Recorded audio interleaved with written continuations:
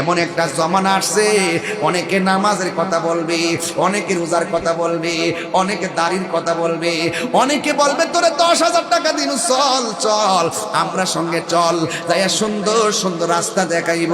কিন্তু তার সামনে যখন পাঞ্জাতনের কথা বলবেন তার কাছে ভাল লাগে না, তার সামনে যখন কারবালার কথা বলবেন ভাল লাগে না, তার সামনে যখন আহলে বায়াতের কথা বলবেন তার ভাল লাগে না, যখন তার সামনে নবীর শান বলবেন তার ভাল লাগে না। এই জন্য যুবক ভাইরা আমার, এই পৃথিবীর মধ্যেও দাজ্জাল আসার আগে আরো ছোট ছোট দাজ্জাল এসে গেছে, শয়তান আসার আগে শয়তান আছে, তারপরে মানুষ রূপী শয়তান আছে, জিন আছে, জিন রূপী শয়তান আছে, আবার মানুষ আছে তোমার মতন আমার মতন, সুযোগ পাইলে ঈমান হারা করাইয়া তোমারে মারবে। এই জন্য যদি ঈমান পরীক্ষার দিনে আপনার ঈমান যদি ধরে রাখতে চান, তাইলে আপনাকে কি করতে হবে শুনেন।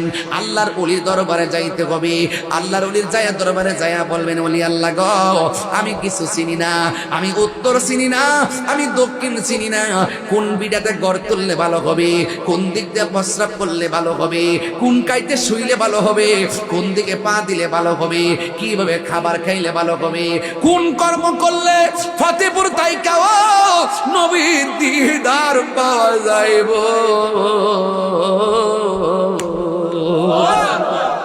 এইগুলা মোদি মালের দোকানে গেলে আপনি সন্ধান পাবেন না। আল্লাহ বলছে বান্দারে, তোমরা যদি না জানো, যিনি জানে তার কাছে যাও, তার কাছে যাইয়া তোমরা আমাকে তালাশ করো। ইয়া আইয়ুহাল্লাযীনা আমানুত্তাকুল্লাহ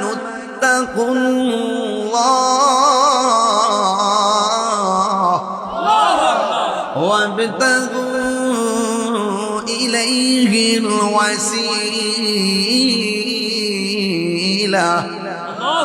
আল্লাহ রাব্বুল আলামিন বলে, হাই বান্দারগণ, তোমরা আমি আল্লাহকে ভয় করো আর তোমরা ওয়াসিলা তালাশ করো। এই জন্য মুদি মালের দোকানে গেলে মুদি মাল পাওয়া যায়, আল্লাহর ওলি দরবারে গেলে আল্লাহ পাওয়া যায়, ঠিক কিনা?